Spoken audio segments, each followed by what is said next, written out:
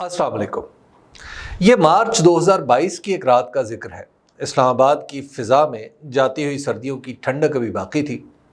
मैं शाहराह दस्तूर पर वाक़े पार्लियामेंट लॉजेस में दिए गए एक खाने में शामिल था, जहां मुस्लिम लीग नून के 20-25 अरकान भी मौजूद थे। खाने के लिए लगाई गई मुख्तलिफ मेज़ों में से एक पर मुझे भी जगह मिल गई और मैं वहां बैठे लोगों से गपशप लगाने लगा। इमरान खान की हुकूमत के खिलाफ तहरीक अदम एतमाद पेश हो चुकी थी। वहाँ मौजूद सभी अरकान को पार्टी ने हदायत जारी कर रखी थी कि इस्लामाबाद में ही रहें, क्योंकि किसी भी वक्त तहरीक अदम एतमाद पर वोटिंग हो सकती है।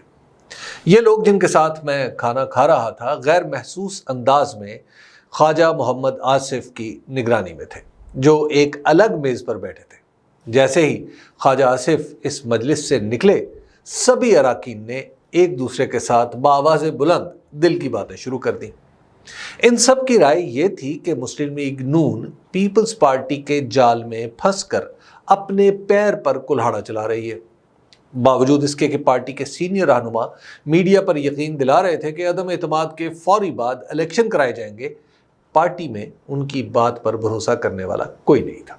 सब अच्छी तरह जानते थे कि शहबाज शरीफ वज़ीर आज़म बनेंगे तो वो असम्बली की मुद्दत के ख़ात्मे तक वज़ीर आज़म ही रहेंगे, और अगर बस चला तो इसी की मुद्दत बढ़ाने से भी दुरेख नहीं करेंगे।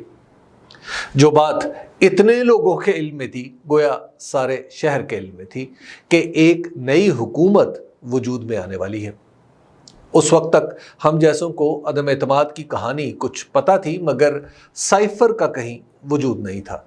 जिस रात का मैं जिक्र कर रहा हूँ, साइफर का बम इमरान खान ने उसके अगले दिन जलसे में फोड़ा। मैं भी उस जलसे में मौजूद था। मुझे लगा कि इमरान खान अच्छी तरह जानते हैं कि अदम एतमाद उन्हें हटाकर नए इलेक्शन के लिए नहीं, बल्कि नई हुकूमत बनाने के लिए लाई जा रही है। सियासी ग्रोहों के इत्तेहाद के इस मंसूबे को उन्होंने उसी के खिलाफ इस्तेमाल किया। उन्होंने पहले तो कई दिन तक न्यूट्रल्स का बयानिया बनाया।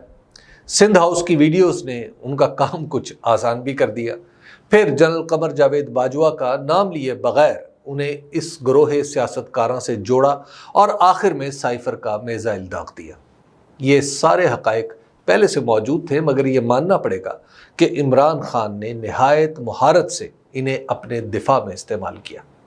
उसके बाद जब उनके खिलाफ तहरीक अदम एतमाद मंजूर करा ली गई, तो इक़्तिदार से निकलते हुए उन्होंने सिर्फ इतना पूछा, कोई रह तो नहीं गया, और घर चले गए। गालिबन उनका मतलब ये था कि मुखालिफिन में से कोई ऐसा तो नहीं रह गया जिसकी सियासत ठिकाने लगने से बच गई हो। उनकी कामयाबी का सबूत उस वक्त मिला जब सिर्फ 2.5 महीने बाद उन्होंने पहले पंजाब असम्बली की 20 में से 15 नशिस्तें और उसके बाद खुद कौमी असम्बली की 8 में से 6 सीटों से जीत कर दिखा दिया कि अब उनके रास्ते में कम अज़ कम सियासतकारों के इस गिरोह में से कोई नहीं बचा। जहाँ तक कौमी असम्बली का ताल्लुक़ है, तो इमरान खान और उनकी पार्टी जिस दिन यहाँ से निकले, उसी दिन से कौमी असम्बली की तिब्बी मौत यानी क्लिनिकल डेथ हो गई थी। जुलाई 2022 में पंजाब के ज़िमनी इंतखाबात के बाद उसकी सांसों की डोर भी टूट गई थी। अक्टूबर 2022 में जब खुद इमरान खान 6 नशिस्तों से जीत गए, उस दिन कौमी असम्बली की तकफीन हो गई थी, बस तदफीन बाकी थी। अब ये ऐसा मुर्दा थी जिसके लवाहिकीन उसके जिंदा होने पर इसरार किए जा रहे थे, मगर इस मुर्दे से उठने वाला ताफुन 4 दांगे पाकिस्तान फैल चुका था। यहाँ मुझे एक दौलतमंद बुजुर्ग याद आए। जब उनका इंतकाल हुआ तो एक सीनियर सहाफ़ी ने मुझसे कहा, खुदा की कसम ये शख्स सिर्फ अपनी दौलत के बल पर जिंदों में शुमार होता था। मेरे तुम्हारे जैसा होता तो 15 बरस पहले दफनाया जा चुका होता। हमारी कौमी असम्बली महज मसनूई तनफ़ुस और मशीनों के सहारे जिंदों में शुमार होती थी। कहने को इसमें तकरीरें भी होती थीं, कानून भी पास होते थे, करारदादें भी मंजूर होती थीं, मगर ये सब कुछ उन्हीं मशीनों के तुफैल था जिनके पेचीदा निज़ाम को समझना हर किसी के बस की बात नहीं। मुंतखब इदारों की ज़िंदगी दस्तूर की पासदारी और जमहूरियत से मशरूत होती है। اگر قومی اسمبلی سے تحریک انصاف کے نکل جانے کے بعد زندگی کی کوئی رمق ہوتی تو پھر یہ پنجاب اور خیبر پختونخوا میں دستور کی دی گئی مدت کے اندر الیکشن کرانے میں رکاوٹیں کھڑی نہ کرتی۔ اس اسمبلی کی سانسیں چل رہی ہوتی تو نگران حکومتوں کے اختیارات میں اضافہ نہ کرتی۔ حیا اور بہادری کے مادے بھی زندگی کے ساتھ جڑے ہیں۔ جانے والی اسمبلی میں زندگی ہوتی تو اسے پنجاب اور خیبر پختونخوا کے 17 کروڑ لوگوں کے حق رائے دہی کا کچھ لحاظ ہوتا۔ جس طرح اس مردہ اسمبلی کے انگوٹھے کے نشان تدفین سے پہلے قانونی کاغذوں پر لگوائے گئے، اس سے تو لگتا ہے جیسے لاشے کو زندہ بتایا ہی اس لیے جا رہا تھا کہ یہ دفن سے پہلے بھی جس کام آ سکے تو وہ لے لیا جائے۔ 16 ماہ سے قومی اسمبلی کی زندہ لاش کو وزیر اعظم شہباز شریف نے حکومتی تکیوں کے سہارے کبھی بٹھا کر دکھایا، کبھی اس کی بغلوں میں بے ساکھیاں دے کر کھڑا کر کے دکھا دیا۔ انہوں نے جس دیوانگی سے اس مردے کو زندہ ثابت کرنے کی کوشش کی، اس کی داد تو بہرحال بنتی ہے، مگر یہ کرتب کرتے ہوئے ووٹ کی عزت، مسلم لیگ نون کی سیاست اور دستور کی حرمت سمیت سبھی کچھ لٹ گیا۔ اب حالت یہ ہو گئی ہے کہ ان کے نامہ اعمال میں 9 مئی جیسے بدقسمت اور سیاہ دن کی مذمت، شدید مذمت، ملامت اور مزید ملامت کرنے کے سوا کچھ بھی نہیں۔ وہ اچھی طرح جانتے تھے کہ انہیں حکومت کیسے اور کہاں سے ملی ہے، لیکن اس بندوبست کو سیاسی بنانے کے لیے 1.5 سال پہلے ملک کے ڈیفالٹ ہو جانے کا ہوا کھڑا کیا گیا اور بعد میں خود ہی نعرے لگانے شروع کر دیے کہ دیکھیں ہم نے ڈیفالٹ سے بچا لیا۔ حالانکہ حقیقت یہ ہے کہ ملک ڈیفالٹ کے دہانے پر اس وقت گیا جب موجودہ سیاسی گروہ بروئے کار آیا۔ اس گروہ نے مختلف لوگوں کو ساتھ ملا کر سیاسی عدم استحکام پیدا کیا جو معاشی تباہی کا سبب بنا۔ چونکہ اس گروہ کو جواب دہی کا احساس تھا، نہ جمہوریت کا کوئی بوجھ اس کے کندھوں پر تھا، اس لیے اس نے اسمبلی کو مہر بنا کر ہر کاغذ پر لگا دیا۔ اس صورتحال کی عکاسی سابق وزیر اعظم شاہد خاقان عباسی نے کی کہ یہ اسمبلی ایک مقام شرم کے سوا کچھ نہیں تھی۔ شکر ہے کہ عوام کی جان اس سے چھوٹ گئی۔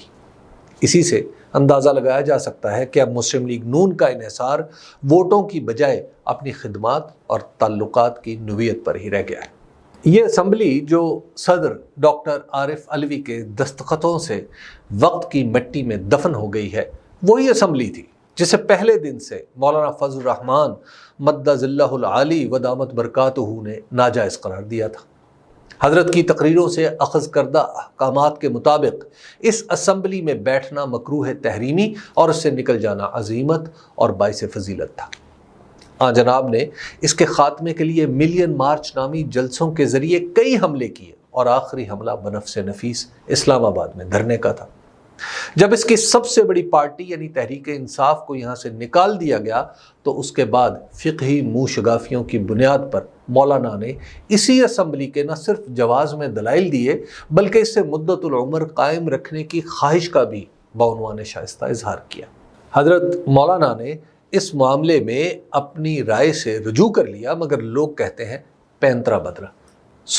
آج اس اسمبلی کی تدفین کے بعد حضرت کی سیاست چاہے کتنی بھی ثمربار کیوں نہ ہو، اس میں سے ووٹوں کا عمل دخل چلا گیا ہے۔ اب جو بھی ملنا ہے دوستی کے صدقے ہی ملنا ہے۔ وہ گروہ سیاست کاراں جس نے اپریل 2022 میں اقتدار سنبھالا تھا اور اب اسمبلی سے نکلا ہے، 2018 کے انتخابات میں مسترد کر دیا گیا تھا۔ 2022 تک یہی گروہ الیکشن کے نتائج کو دھاندلی اور تحریک انصاف کو جعلی منڈیٹ کی حامل سیاسی جماعت بتلاتا رہا۔ یہ اعتراض اس نے خود ہی اسی اسمبلی میں حکومت سنبھال کر اپنے عمل سے بے بنیاد ثابت کر دیا۔ گویا تسلیم کر لیا کہ پچھلے عام انتخابات میں عوام نے حق حکمرانی تحریک انصاف کو ہی سونپا تھا۔ چونکہ یہ لوگ بغیر کسی سیاسی جواز کے اقتدار میں آئے تھے اور بغیر کسی مینڈیٹ کے حکومت سنبھالی تھی، تو انہوں نے ملک کے ساتھ وہی کیا جو بغیر مینڈیٹ کے حکمران بن جانے والے کیا کرتے ہیں۔ انسانی حقوق کی پامالی، ملکی کرنسی کی بے توقیری، قرضوں میں بے پناہ اضافہ، بے حد مہنگائی اور 2 صوبوں میں غیر منتخب حکومتوں کی پشت پناہی، سب کچھ اسی 16 ماہی دور میں ہوا۔ اس کے بعد بھی یہ حکومت جس طرح سے احسان جتا کر جا رہی ہے، اس کے لیے شہباز کا جگر، زردار سیاست اور غیر معمولی فقہی بصیرت ہی چاہیے۔ کوئی عام آدمی اتنا دلیر نہیں ہو سکتا کہ سب کچھ جانتے ہوئے بھی وہ کہے جو اس گروہ کے سرغنہ کہتے پھرتے ہیں۔ حقیقت یہ ہے کہ یہ لوگ خود آنے کی صلاحیت رکھتے تھے، نہ جانے کی تاب ان میں تھی۔ والسلام۔